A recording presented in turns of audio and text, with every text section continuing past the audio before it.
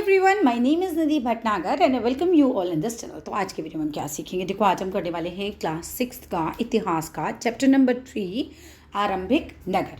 ठीक है, तो चलिए विदाउट डिले अपने वीडियो को शुरू करते हैं। पुरानी भवन का संरक्षण, यानी कि जो पुरानी बिल्डिंग होती थी उनको कैसे उनकी केयर की जाती थी, उनका संरक्षण कैसे किया जाता था।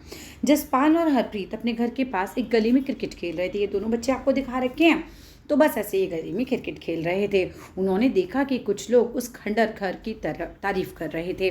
भाई एक खंडर सा था, मतलब खंडर क्या होता है, एक टूटा फूटा सा घर था एक तरीके से, और लोग उसकी तारीफ कर रहे थे, जिसे गली के बच्चे भूता घर कहा करते थे। और गली के बच्चे क्या कहते थे, इस घर में भूत रहता है। ठीक है, तो वो ऐसा घर था। एक ने कहा इसकी वास्तुकला तो देखो, मतलब इसकी बनावट तो देखो कैसे बना हुआ है ये। क्या आपने कहीं लकड़ी पर इतनी सुंदर नक्काशी देखी है? लकड़ी पर नक्काशी क्या होती है बच्चे? लकड़ी पर ना गोद गोद के डिज़ाइंस बनाई जाती हैं, उसको हम नक्काशी बोलते हैं। दूसरी महिला ने कहा, है ना। तो एक ने कहा भाई वास्तुकला देखो, दूसरी लेडी कह रही है कि भाई देखो लकड़ी पर इतनी सुंदर नक्काशी है, इतने सुंदर डिज़ाइंस बनाए हुए हैं। हमें मंत्री जी को पत्र लिखकर कहना चाहिए कि बस खूबसूरत घर को सुरक्षित रखने के लिए इसकी मरम्मत कराने की व्यवस्था करें। अब ये था कि भाई ये सबको पता है कि भाई जो मोन्यूमेंट्स वगैरह होते हैं, पुरानी चीज़ें होती हैं, उनकी देख रेख जो है गवर्नमेंट का काम है बेसिकली, है ना। तो ये बोलते हैं कि भाई मंत्री जी को कहकर पत्र लिखकर ये कहना चाहिए कि भाई इस खूबसूरत जो घर है इसकी सुरक्षित करने के लिए इसकी मरम्मत कराने की व्यवस्था होनी चाहिए। ये सब सुनकर जसपाल और हरप्रीत सोचने लगे कि इस पुरानी खंडर से लोगों को इतना लगाव क्यों हो सकता है। भाई ऐसा क्या है जो इतने पुराने खंडर में लोग इतना इंटरेस्ट दिखा रहे हैं। हड़प्पा की कहानी। अक्सर पुरानी इमारत अपनी कहानी बताती है, यानी कि लोग कैसे रहते थे, कैसे घर हुआ करते थे, है ना, किस प्रकार के कमरे वगैरह हुआ करते थे, सब कुछ। लगभग 150 साल पहले जब पंजाब में पहली बार रेलवे लाइन बिछाई जा रही थी, एक बार क्या हो रहा था, रेलवे लाइन बिछाई जाती, रेलवे का काम हो रहा था, तो किसी काम में जुटे इंजीनियरों को अचानक हड़प्पा पूरा स्थल मिला। हड़प्पा की पुरानी ज़मीनें उनको दिखाई दी, वहाँ पे जो लोग रहते थे वो बिल्डिंग्स उनको अचानक से मिली, जो आधुनिक पाकिस्तान में, मतलब आज के टाइम में ये जगह जो है पाकिस्तान में है, जो उस समय तो भाई देखो हिंदुस्तान पाकिस्तान कुछ अलग थे नहीं ना। उन्होंने सोचा कि ये एक ऐसा खंडर है जहाँ की अच्छी ईंटें मिलेंगी, जहाँ से। अब क्या हुआ, इंजीनियर्स ने देखा जैसे खुदाई वुदाई कर लूँगे, रेलवे का काम चल रहा था, ठीक है, ध्यान से समझना, चैप्टर को स्टोरी की तरह आराम से समझ आ जाएगा। तो जब खुदाई वुदाई चल रही थी तो ईंटें वगैरह जो है निकली। अब ईंटें निकली तो उन्होंने कहा यार ये तो बहुत ही बढ़िया ईंटें, बड़ी ज़बरदस्त ईंटें हैं, तो ये तो जो है हमारे काम आ जाएंगी इस तरीके से। वे यह सोचकर वे हड़प्पा के खंडरों में हज़ारों ईंटें उखाड़ लाए। हड़प्पा के जो खंडर थे, खंडर क्या थे, वहाँ पर पुराने पुराने घर वर जो थे उसमें से निकाल के वो ईंटें ले आए। अब हज़ारों ईंटें आ गई, जिससे उन्होंने रेलवे लाइन बिछाई। अब इन्होंने इस तरह की ईंटों को यूज़ किया, इससे कई इमारतें जो है पूरी तरह से नष्ट हो गई। लेकिन देखो बेवकूफ़ी क्या करेंगे कि हिस्टोरियंस को बुला के अगर वो उसको निरीक्षण करवाते तो हमें बहुत कुछ और पता चलता, लेकिन उन्होंने क्या किया, वहाँ से सारी ईंटें खड़वा ली, और खड़वा के क्या है भाई उसको पूरी इमारतें जो हैं पूरी इमारतें उन्होंने जो है ख़त्म करवा दी और ईंटें निकाल के अपना रेलवे लाइन बिछा ली। उसके बाद लगभग 80 साल पहले पुरातत्वविद जो होते हैं, हिस्टोरियंस वगैरह जो होते हैं, जो खुदाई वुदाई करते हैं, उन्होंने क्या किया, ने इस स्थल को ढूंढा और तब पता चला कि ये खंडर उपमहाद्वीप यानी सब कॉन्टिनेंट के सबसे पुराने शहरों में से एक था, यानी कि जो शहर सबसे पहले बसे थे उनमें से एक था। चूँकि इस नगर की खोज सबसे पहले हुई थी, इसीलिए बाद में मिलने वाले इस तरह के सभी पुरा स्थलों में से जो इमारतें और चीज़ें मिली उन्हें हड़प्पा सभ्यता की इमारतें कहा गया। देखो इस क्या होता है कि क्योंकि इस नगर की खोज सबसे पहले हुई थी, है ना, सबसे पहले यहीं से ईंटें वींटें मिली थी, तो सबसे पहले खोजी थी, तो इसके बाद में जितनी भी जगहें, पूरा स्थल, पुरानी जगहें जो मिली, इमारतें मिली, चीज़ें मिली, हम सब ने मान लिया कि उस जगह जो है हड़प्पा सभ्यता थी। उन्हें सबको हड़प्पा सभ्यता की इमारतें कहा जाने लगा। इन शहरों का निर्माण लगभग 4700 साल पहले हुआ था, 4700 साल पहले बेसिकली इनका निर्माण हुआ था। प्राय पुरानी इमारतों को तोड़कर उनकी जगह नए भवन बनाए जाते हैं। अक्सर ऐसा होता है कि भाई पुरानी इमारतें जो हैं वो तोड़ दी जाती हैं और नए भवन जो हैं, नई जो हैं बिल्डिंग्स बना दी जाती हैं। क्या तुम्हें लगता है कि पुरानी इमारतों को सुरक्षित रखना चाहिए? हाँ, देखो पुरानी इमारतों को सुरक्षित रखते हैं तो हमें पुराने ज़माने में लोग कैसे रहते थे, कैसे उनके कमरे होते थे, कैसी चीज़ें होती थी, वो सब कुछ हमें बहुत कुछ इन्फॉर्मेशन उससे मिलती है और सीखने के लिए भी बहुत कुछ मिलता है। इन नगरों की विशेषता क्या थी? अब इन नगरों की क्या विशेषता थी? नगरों में से कई को 2 या उससे ज़्यादा हिस्सों में विभाजित किया गया, यानी बांटा गया। प्राय पश्चिमी भाग छोटा था, यानी कि जो पश्चिम वाला पोर्शन था वो छोटा होता था लेकिन ऊंचाई पर बना होता था। मानी नगर जो होते थे वो ऐसा होता था कि पश्चिम वाला भाग होता तो छोटा था, लेकिन ऊंची तरफ होता था, और पूर्वी हिस्सा जो होता था वो बड़ा होता था, लेकिन नीचे यानी ऊंचे हिस्से में राजा वाजा अपने उसमें रहते होंगे और नीचे हिस्से में पूरी प्रजा रहती होगी। तो ऊपर का हिस्सा जहाँ राजा वाला है वो थोड़ा छोटा होगा, छोटा बोले तो राजा को ही रहना है, उसकी फैमिली को रहना है, उसके सिपाहियों को रहना है। लेकिन नीचे तो पूरा पूरा शहर बसा हुआ है, जो भी राजा के इलाके हैं वो बसे हुए हैं, तो वो जो है वो नीचे की तरफ होते थे। ऊंचाई वाले भाग को पुरातत्वविदों ने नगर दुर्ग कहा है, और निचले हिस्से को निचला नगर कहा है। ऊपर वाले हिस्से को नगर दुर्ग कहा है, नीचे वाले हिस्से को निचला नगर कहा है। दोनों हिस्सों की 4 दीवारियां पक्की ईंटों से बनाई जाती थी। पक्की ईंटें मतलब ईंटों को ना भट्टे में पकाया जाता है। भट्टा क्या होता है, बहुत बड़ा, समझ लो कि आग लगी हुई होती है एक चीज़ के अंदर, उसके अंदर ईंटें पकाई जाती हैं, ठीक है, ऐसे समझ लो। इनकी ईंटें इतनी अच्छी पकी थी कि हज़ारों साल बाद आज तक उनकी दीवारें खड़ी रहीं। हमारी ईंटें तो बहुत ही बेकार, हमारी बिल्डिंग्स देखो आज अभी से गिरने को तैयार रहती है, नहीं, लेकिन वो टाइम पे चीज़ें बहुत मजबूत हुआ करती थी। दीवार बनाने के लिए ईंटों की चिनाई इस तरह करते थे। चिनाई क्या होता है, सीमेंट लगा के उसको जो पूरा बनाया जाता है इस तरह से, जिससे कि दीवार खूब मजबूत रहे। कुछ नगरों के नगर दुर्ग में कुछ खास इमारतें बनाई जाती थी। नगर दुर्ग मतलब जहाँ राजा वाजा होता था ना, ऊपर की साइड इमारतें बनाई जाती थी, बड़ी बड़ी इमारतें वहाँ पे भी बनाई जाती थी। खास इमारतें खास लोगों के लिए, खास इमारतें मिसाल के तौर पे मोहनजोदाड़ो में खास तालाब बनाया गया था। मोहनजोदाड़ो पिक्चर भी आई थी एक, ठीक है, में खास तालाब बनाया गया था जिसे पुरातत्वविदों ने महान स्नानघर कहा था, कि यहाँ पर बहुत सारे लोग कलेक्टिवली स्नान वगैरह करते होंगे, ठीक है। इस तालाब को बनाने में ईंट और प्लास्टर का इस्तेमाल किया गया था। इसमें पानी का रिसाव रोकने के लिए कि भी पानी जो है वो बाहर ना आए स्नानघर से। स्नानघर क्या होता है, जहाँ नहाते हैं लोग, आपका स्विमिंग पूल जैसा, ठीक है। रोकने के लिए प्लास्टर के ऊपर चारकोल की परत लगाई जाती थी। चारकोल का क्या हिसाब किताब होता है, अगर चारकोल काले रंग का एक लिक्विड होता है, अगर उसको डाल दोगे ना तो बेसिकली पानी रिसता नहीं है, फिर वो बिल्कुल लॉक कर देता है उस चीज़ को। इस सरोवर यानी तालाब में 2 तरफ से उतरने के लिए सीढ़ियाँ थी। मैंने कैसे होगा ये तालाब, लगभग देखो कहीं फोटो दे रखी है इसकी, ये देखो, ये दे रहा है ना, फोटो दे रखी है यहाँ पर, अच्छे से देख लो। ये देखो सीढ़ियों से उतरते हैं, जैसे आपका स्विमिंग पूल होता है ना, ऐसे ये था, लेकिन ये बहुत लार्ज स्केल पर था, ठीक है। अब 2 तरफ उतरने के लिए सीढ़ियाँ बनाई गई थी और चारों ओर कमरे बनाए गए थे।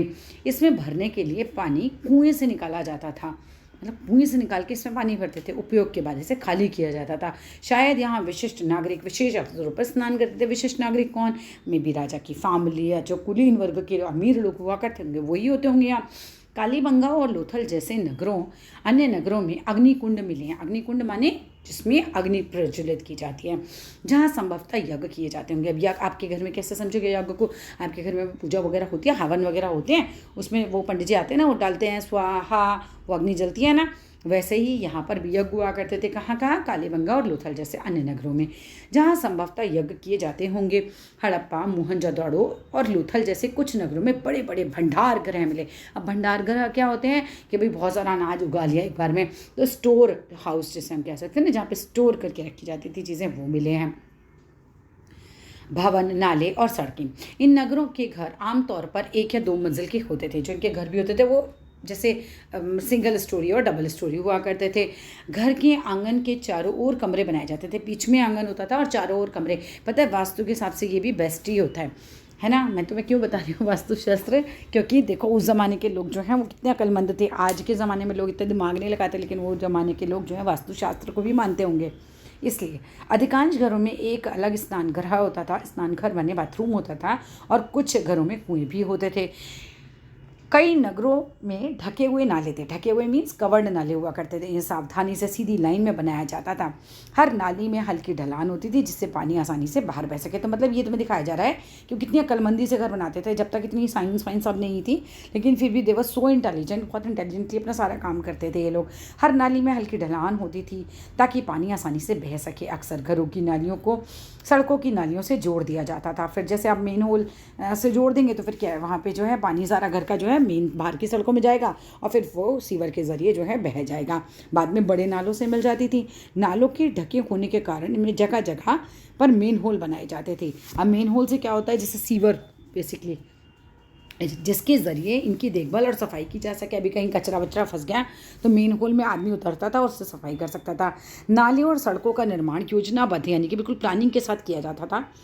यहाँ पर वर्णित घरों और पिछले अध्याय में वर्णित घरों में तुम्हें क्या अंतर लगता है? अब यहाँ जो घर बनते थे और पिछले चैप्टर में जो तुमने घर देखे उनमें तुम्हें क्या अंतर लगा? कोई 2 अंतर आपको बताने होंगे। आगे देखो नगरीय जीवन, यानी नगर में लोगों का जीवन कैसा होता था। हड़प्पा के नगरों में बड़ी हलचल रहा करती थी। यहाँ पर ऐसे लोग रहते थे जो नगर के खास इमारतें बनाने की योजना में जुटे रहते थे कि भाई किस तरीके से नगर को पूरा पूरा बनाया जाए, बसाया जाए। ये संभवतः यहाँ के शासक थे। शासक मतलब कौन, जो शासन करता है, जैसे राजा वगैरह, है ना। यहाँ यह भी संभव है कि ये शासक लोगों को भेज कर दूर दूर से धातु, बहुमूल्य पत्थर, अन्य उपयोगी चीज़ें मंगवाते थे कि भाई वहाँ पे ये चीज़ अच्छी मिलती है, वहाँ से लेकर आओ, पत्थर वहाँ के अच्छे होते हैं वो लेकर आओ, है ना। तो क्या होता था, शायद शासक लोग खूबसूरत मन को और सोना चांदी जैसे आभूषणों जैसी कीमती चीज़ों को अपने पास रखते होंगे। तो भाई बहुत संभव है कि शासक जो उस समय के होते थे वो ये चाहते थे कि भाई खूबसूरत चीज़ें, मन के सोना चांदी आभूषण मीन्स ज्वेलरी वगैरह उनके पास हो अच्छी अच्छी। इन नगरों में लिपिक भी होते थे जो मोहरों पर तो लिखते ही थे। मोहर क्या होती है, जैसे राजा अपनी मोहर लगा दे तो समझो जैसे गवर्नमेंट की सील होती है ना, कि भी गवर्नमेंट की सील लगी, ऐसी राजा की भी मोहर होती थी। और शायद अन्य चीज़ों पर भी लिखते होंगे। लिपिक क्या है, जो लिखता था उस समय, ठीक है। तो ये इन पर लिखा करते थे। इसके अलावा नगरों में शिल्पकार, स्त्री पुरुष भी रहा करते थे जो अपने घरों या किसी उद्योग स्थल पर तरह तरह की चीज़ें बनाते थे। शिल्पकार अलग अलग प्रकार की चीज़ें बनाते हैं। लोग लंबी यात्राएं करते थे, मतलब दूर दूर तक ट्रैवल भी करते थे और वहाँ से उपयोगी वस्तुएं लाते थे। उपयोगी वस्तुएं मीन्स जो वस्तुएं जनरली आप उपयोग में लाते हैं ना, यूज़ करते हैं, साथ ही लाते थे। सुदूर देशों, सुदूर मतलब बहुत दूर देशों, ये किस्से कहानियाँ मिट्टी से बने कई खिलौनों में भी मिलते हैं। लोग क्या करते हैं, बेसिकली कोई कहानी सुनी, उसको मिट्टी के खिलौने बनाने वाले ने अपनी मिट्टी के खिलौने बना लिए उस कहानी के ज़रिए। तो आपको ये सब देखने के लिए भी मिलता था जिससे बच्चे खेलते होंगे। नगर में रहने वाले लोगों की एक सूची बनाओ। अब देखो कौन कौन से लोग नगर में रहते थे। क्या इनमें से कुछ ऐसे लोग हैं जो मेहरगढ़ जैसे गांव में रहते थे। सबसे ऊपर मोहनजोदड़ो की एक सड़क और उसमें बना नाला है, देखते हैं क्या है, ये रही, ठीक है। उसके बाद एक नाला बना हुआ है, आपको दिख रहा होगा। ये बाईं ओर आपको हड़प्पा की मोहर दिख रही है, ये देख रहे हो आप मोहर, ये हड़प्पा की मोहर है, ठीक है। उपमहाद्वीप में पाए गए लेखन द्वारा प्राचीनतम उदाहरण विद्वानों में पढ़ने की कोशिश की, लेकिन अभी तक पढ़ नहीं पाई कि इस पर क्या लिखा हुआ है बेसिकली है, ठीक है। और ये तो देखो बताते ना मिट्टी के खिलौने वगैरह मिलते थे, वही है, पक्की मिट्टी के खिलौने हैं ये।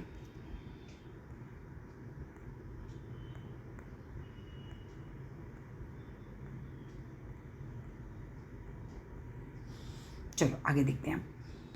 नगर और नए शिल्प। आओ अब कुछ ऐसी चीज़ों के बारे में अध्ययन करें, यानी पढ़ाई करें, जो हड़प्पा के नगरों से प्राप्त हुई है। कि भी देखते हैं हड़प्पा के नगरों से क्या क्या चीज़ें मिली हैं। पुरातत्वविदों को जो चीज़ें वहाँ मिली उनमें अधिकतर पत्थर, शंख, तांबे, कांसे, सोने और चांदी जैसी धातुओं से वो चीज़ें बनाई गई थी। तांबे और कांसे से औजार, हथियार, गहने और बर्तन भी बनाए जाते थे। सोने और चांदी से गहने और बर्तन भी बनाए जाते थे। यहाँ मिली सब आकर्षक वस्तुओं में मन के बाट और फलक हैं। ऊपर देखो पत्थर के बाट, देखो यहाँ पर पत्थर का बाट दिखाया रखा है आपको, ठीक है। कितने ध्यान से इन उपयुक्त तरीकों से इन बाटों को बनाया गया है। इसमें चर्ट पत्थर से बनाया गया है इसको। इन्हें शायद बहुमूल्य पत्थर और धातुओं को तोलने के लिए बनाया गया होगा कि भाई बहुमूल्य पत्थर, जैसे आज आप बाट बनाते हो ना, 1 किलो आलू तोलने के लिए बाट रखता है ना, वो ऐसे ही इनका यूज़ होता होगा। मध्य में यानी बीच में बाएं मन के इनमें से कई कार्निलियन पत्थरों से बनाए गए हैं। पत्थरों को काट कर तराश कर यानी डिज़ाइनिंग करके उनकी मन के बनाए गए। इनके बीच छेद किए गए ताकि धागा डालकर माला बनाई जा सके। इन पत्थरों की लोग माला पहनते होंगे। मध्य में दाएं पत्थर के धारदार फलक, नीचे दाएं में कढ़ाईदार वस्त्र। कढ़ाई क्या होता है, धागे से डिज़ाइन बनाना। एक महत्वपूर्ण व्यक्ति की पत्थर की बनी मूर्ति जो मोहनजोदाड़ो से मिली है, इसमें उसे कढ़ाईदार वस्त्र में दिखाया गया। इसका मतलब लोग उस समय कढ़ाईदार वस्त्र भी पहनते थे। ये सब तुम्हें पिक्चर के बारे में बताया गया। देख रहे हो कढ़ाईदार वस्त्र इसने पहन रखा है।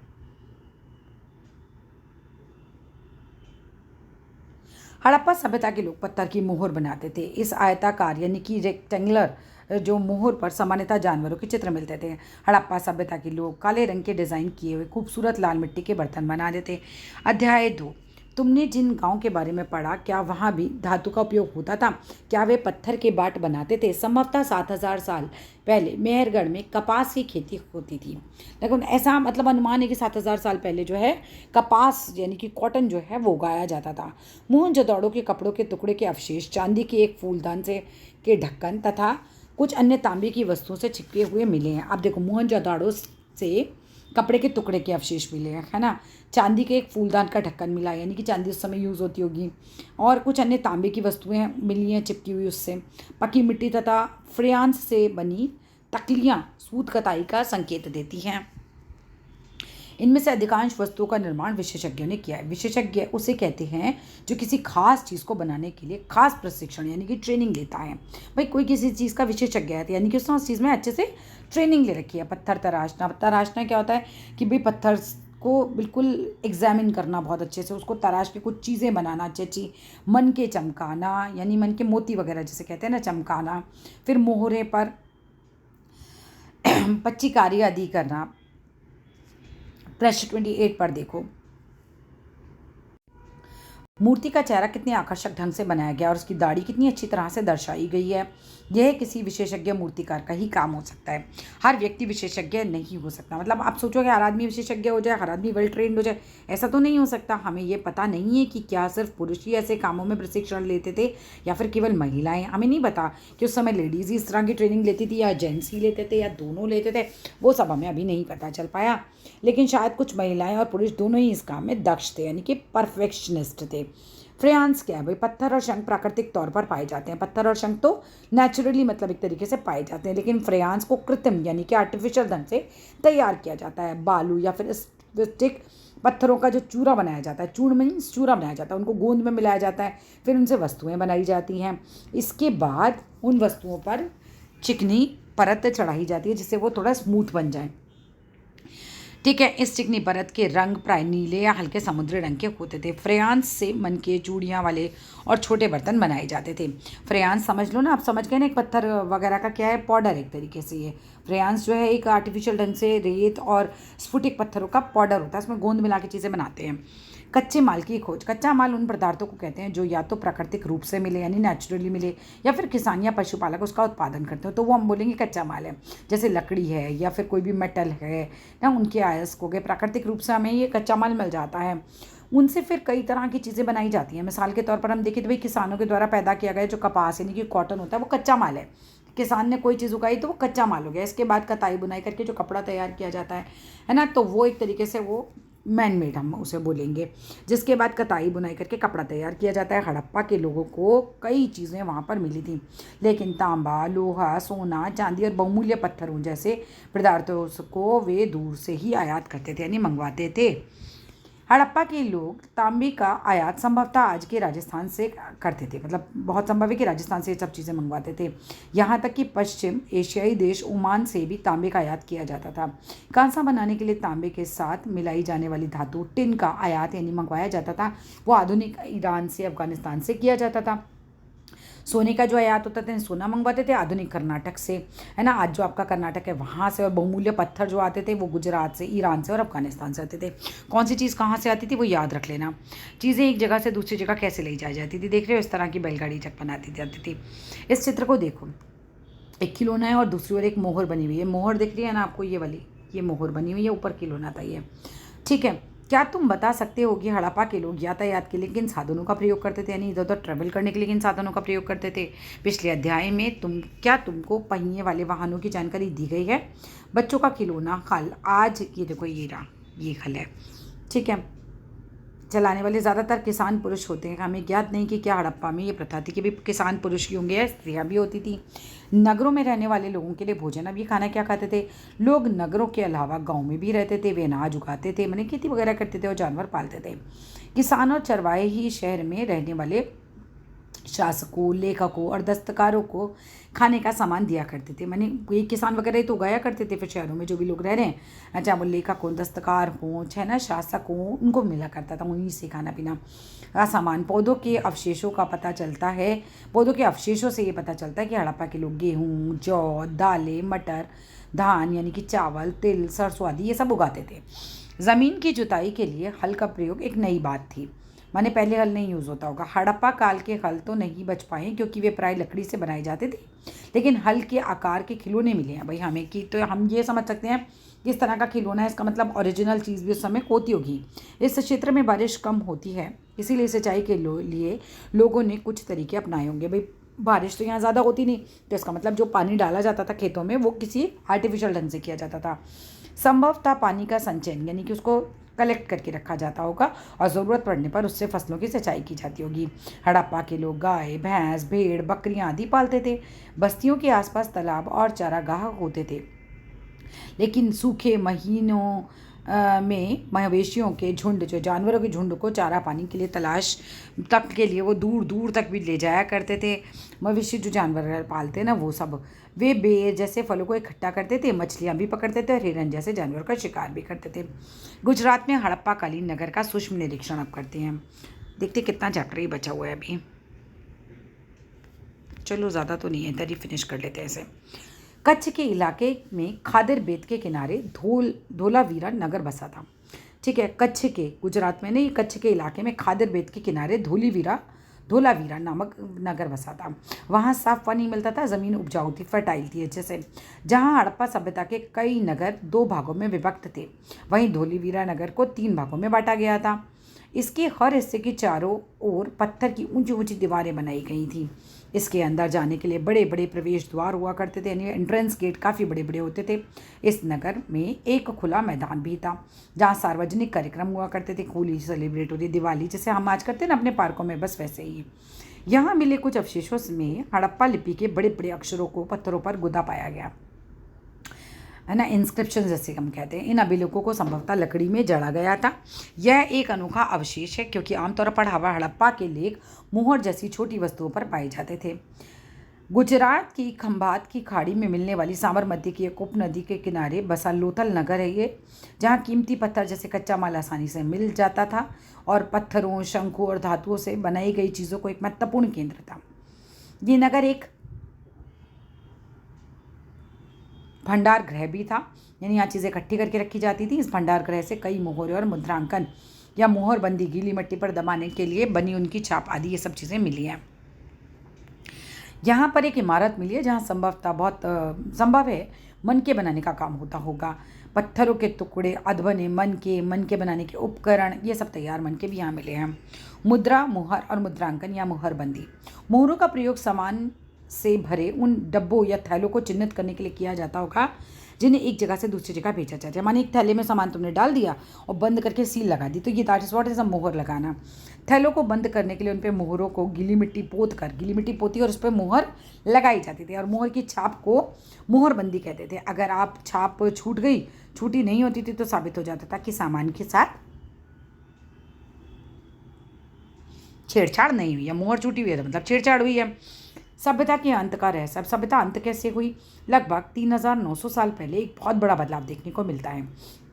अचानक लोगों ने नगरों को छोड़ दिया, लेखन, मोहर और बाटों का प्रयोग बंद हो गया, दूर दूर से कच्चा माल का आयात भी काफ़ी कम हो गया। मोहनजोदड़ो में सड़कों पर कचरे के ढेर बनने लगे, जल निकास प्रणाली नष्ट हो गई, माने पानी निकालने की प्रणाली नष्ट हो गई और सड़कों पर ही झुग्गी नुमा घर बनाए जाने लगे। ये सब क्यों हुआ कुछ पता नहीं। कुछ विद्वानों का कहना है कि नदियाँ सूख गई थी, अन्य का कहना है कि जंगलों का विनाश हो गया था। इसका कारण ये हो सकता है कि ईंट पकाने के लिए ईंधन की ज़रूरत पड़ती थी। इसके अलावा मवेशियों के बड़े बड़े झुंडों से चारागाह और घास वाले मैदान भी समाप्त हो गए होंगे। कुछ इलाकों में बाढ़ आ गई। इसके लिए इन्हीं कारणों से स्पष्ट नहीं होता, मतलब कुछ पता नहीं चला बेसिकली कि सभी नगरों का अंत कैसे हो गया, क्योंकि बाढ़ और नदियों के सूखने का असर कुछ इलाकों में तो हुआ होगा। ऐसा लगता है कि शासकों का नियंत्रण समाप्त हो गया। जो भी कुछ हुआ, परिवर्तन का असर बिल्कुल साफ दिखता है कि भाई चेंज तो आया था बहुत बड़ा। आधुनिक पाकिस्तान के सिंध और पंजाब की बस्तियां बिल्कुल उजड़ गईं। कई लोग पूर्व और दक्षिण के इलाकों में नई और छोटी बस्तियों में जाकर बस गए। इसके लगभग 1400 साल बाद नए नगरों का विकास हुआ और इसके बाद तुम अध्याय 5 और 8 में पढ़ोगे।